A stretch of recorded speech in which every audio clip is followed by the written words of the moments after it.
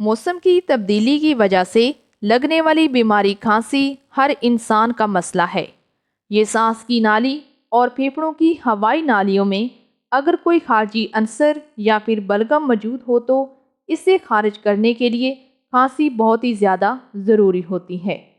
खांसी दरअसल बीमारी नहीं है, बल्कि ये एक अलामत है और इससे ज़ाहिर होता है कि मुतल्लिका फ़र्द किसी और बीमारी जैसा कि नमूनिया, फ्लू, वायरसेस, खसरा के इब्तदाई मरहले, दमा, काली खांसी या फिर खराश या इन्फेक्शन के बायस नाक और सांस की नाली से बहने वाले रेशे के मर्ज में मुब्तला है।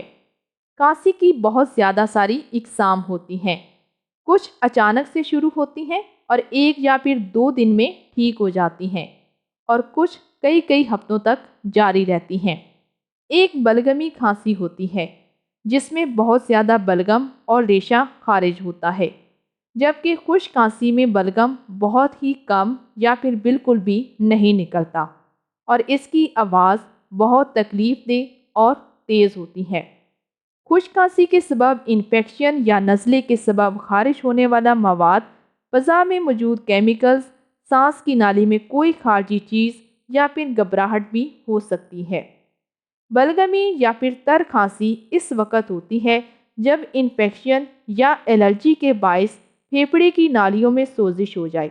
रात के वक्त मुसलसल खांसी या हर बार नज़ला, ज़ुकाम के साथ होने वाली खांसी जिससे पीछा छुड़ाना बहुत ही मुश्किल हो जाए। मुमकिना तौर पर यह दमा भी हो सकता है। घर की अशिया को इस्तेमाल करते हुए आप किस तरह से घर में खांसी का इलाज कर सकते हैं, इसकी कुछ रेमेडीज़ आपके साथ शेयर की जाती हैं, जिसमें पहली रेमेडी है कि 4 बड़े चम्मच की मिकदार धनिया के बीज एक फ्राइंग पैन में आपने ब्राउन कर लेने हैं।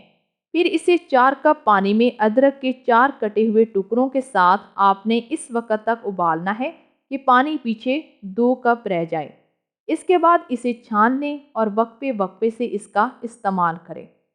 इसके बाद दूसरी रेमेडी है कि शहद मिलाकर लहसुन का शरबत तैयार कर लें। इसके पीने से इन्फेक्शन ख़त्म होने के अलावा खून की सफाई भी हो जाती है। तीसरी रेमेडी है कि शहद में नींबू का रस मिलाकर पीने से खांसी कम होगी और शफायाबी की रफ्तार भी तेज़ हो जाएगी। चौथी रेमेडी है राई या फिर सरसों के बीज के सफ़ूफ में थोड़ा सा पानी मिलाकर इसका लेप तैयार कर लें और इसे सीने पर लगा दें। खांसी में आराम मिलेगा। इस तरह प्याज को भूनकर इसकी लेप बना लें और इसे नीम गर्म करके सीने पर लगाएं या फिर प्याज की चटनी बनाकर पिएं तो बलगम खारिज होगा और जकड़ा हुआ सीना भी ढीला पड़ना शुरू हो जाएगा। पांचवी और आखिरी रेमेडी है कि सादी चाय में पुदीना के पत्तों को जोश देकर पीने से भी खांसी में फ़ायदा होगा। उम्मीद है आपको ये रेमेडीज़ अच्छी लगी होंगी। अगर आपको वीडियो अच्छी लगी है तो इस चैनल को लाजमी से सब्सक्राइब करें और वीडियो को भी लाइक कर दें।